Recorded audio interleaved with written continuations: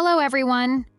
Welcome to Simply Explained English, the podcast where we make learning English fun and easy. I'm Lisa. And I'm Chris. Hi, Chris. How's it going? Hey there, it's going well. Thanks, Lisa. Chris will be hosting a few podcasts in Eric's place. Yeah, I hope our followers like me as much as Eric. I hope so, Chris. Let's start then. What are the words today, Chris? The first word today is reliable. Then we will continue with to be fancy and I've got your back. Then to drop somebody or something off. And the final one is easier said than done. Let's start with the first word, Chris. The first word is reliable. Reliable. Reliable. Reliable is a very useful word. It means you can trust or depend on someone or something. Yes, that's right. Reliable is an adjective. We use it to describe people or things that you can trust to do something or to work well. For example, you can say, he is a reliable man, or the car is reliable. Now, let's give some example sentences to help our listeners understand better. My phone is very reliable. It always works well. It means that the phone works well, and you can trust it to work every time. It doesn't break or have problems. Here's another example. Anna is a reliable friend. She is always there when I need her. It means that Anna is a friend you can trust. She will always help you and be there for you. Great. Now, let's listen to a short dialogue that uses the word reliable. They are talking about a new babysitter for Mia's baby. But first, let's watch 2 movie clips. Very reliable source told me Andy Kaufman has lung cancer. I'm the most reliable person in this town. Ask anyone.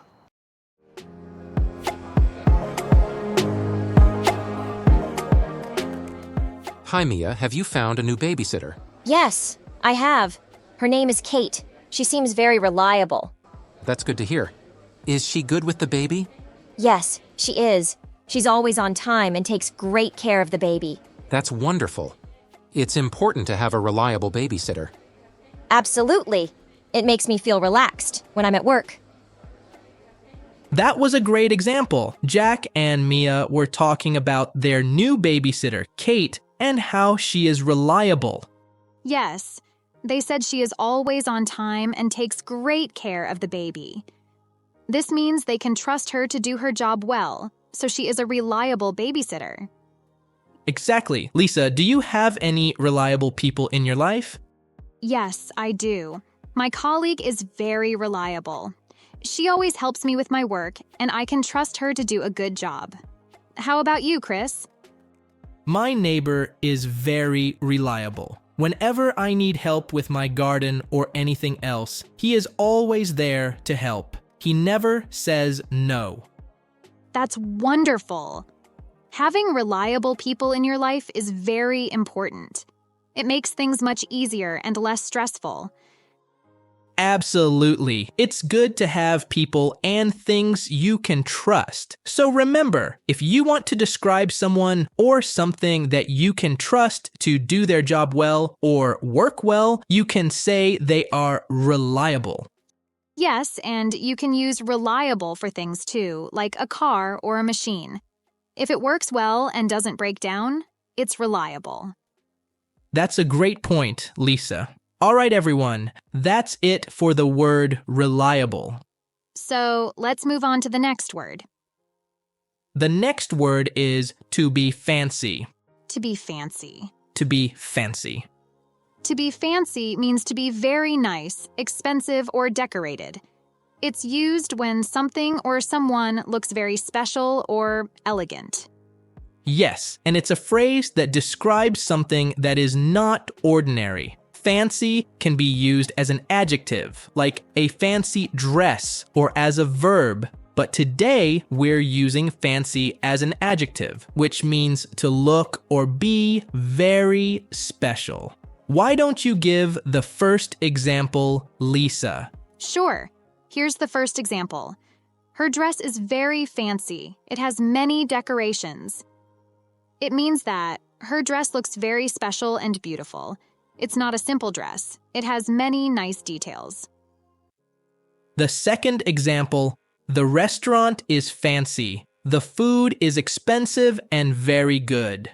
It means that the restaurant is very nice and elegant. It is more special than an ordinary place, and the food costs more money and tastes very good. Great. Now let's listen to a short dialogue that uses the phrase to be fancy.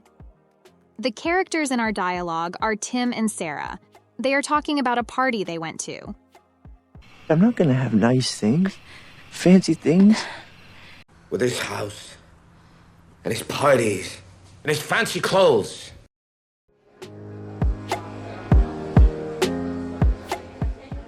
Hi, Sarah. Did you go to the party last night? Yes, I did. It was very fancy. Really? What made it fancy?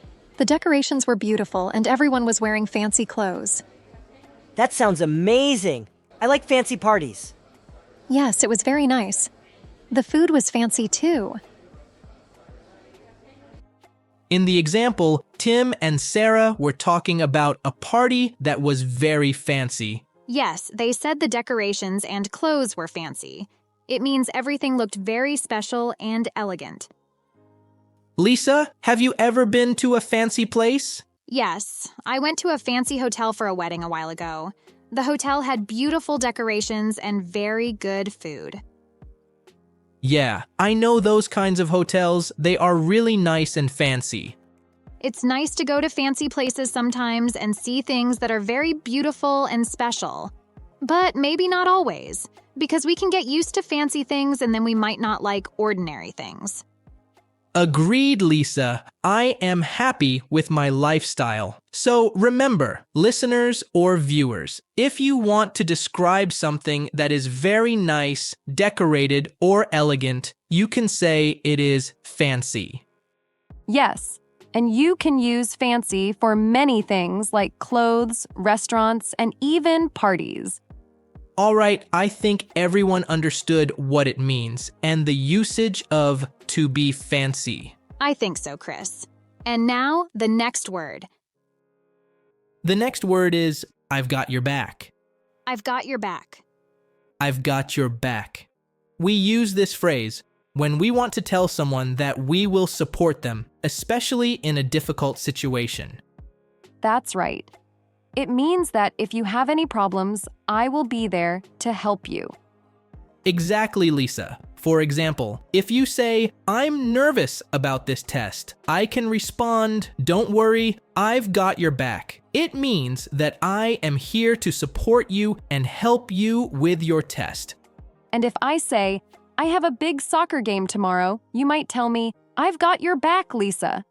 It means that you will support me and cheer for me during the game. Now let's look at a sample dialogue using this phrase.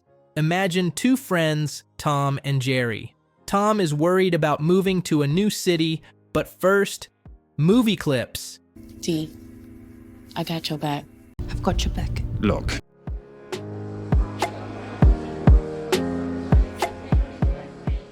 I'm really stressed about moving to New York next week. Hey, I've got your back. I'll help you pack and find a new apartment. Tom, remember, I've got your back always. In this dialogue, Jerry is telling Tom that he will help him with his move. He's showing his support. That's right. And later, Tom might say to Jerry, thanks for all your help, Jerry. I don't know what I would do without you.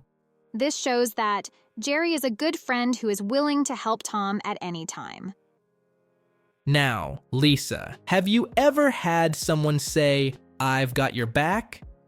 Yes, when I started my first job, my colleague told me this. It made me feel less worried because I knew someone was there to help me. That's a great example. It's always good to know that someone has your back. Absolutely. It gives you confidence and makes you feel supported. Well, that's all for the phrase, I've got your back. Remember, listeners, if you ever need help understanding English, we've got your back. Okay, let's move on to the next word, Chris. The next word is to drop somebody or something off. To drop somebody or something off. To drop somebody or something off. To drop somebody or something off is a phrasal verb. It means to take a person or a thing to a place and leave them there. It's often used with cars when you give someone a ride and then leave them at a certain place. Let's give some example sentences for better understanding. Here's the first example. Can you drop me off at the bus station? It means that I'm asking someone to take you to the bus station and leave me there. Here's another example. I will drop the kids off at school on my way to work. It means that I will take the kids to school and leave them there before I go to work. Great. Now, let's listen to a short dialogue that uses the phrase, to drop somebody or something off. The characters in our dialogue are Alex and Jane. They are talking about a package delivery. Just drop me off at my place and take the car. So,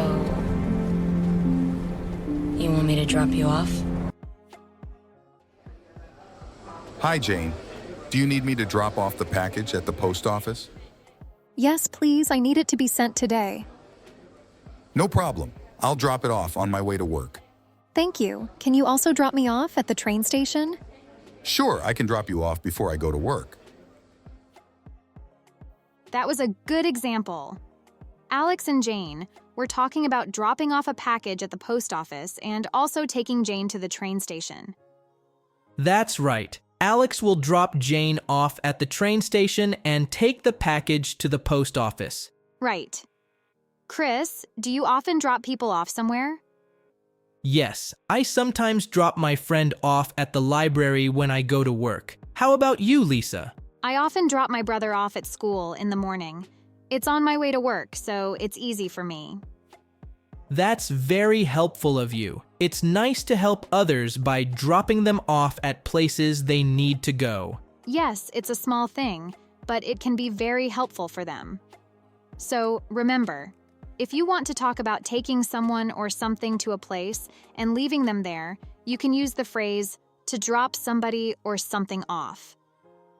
Yes, and you can use it for people, like dropping a friend off at a place, or for things, like dropping off a package. That's a great point, Chris. All right, everyone. Now the next word is our last word today. Could you explain it, Chris? The last word is easier said than done. Easier said than done. Easier said than done. Oh, that's an interesting phrase. So, what does it mean, Chris? Easier said than done is an idiom. This means that it is easy to talk about something, but it is difficult actually to do it. Yes, exactly. It's like when someone says, you should wake up early every day. It sounds easy, but actually, doing it every day is hard. Right. So, let's look at our first example sentence.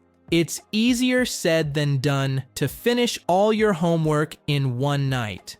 It means that it is easy to say you will finish all your homework in one night, but it is actually hard to do so. Exactly. Now let's hear your example, Lisa. Sure.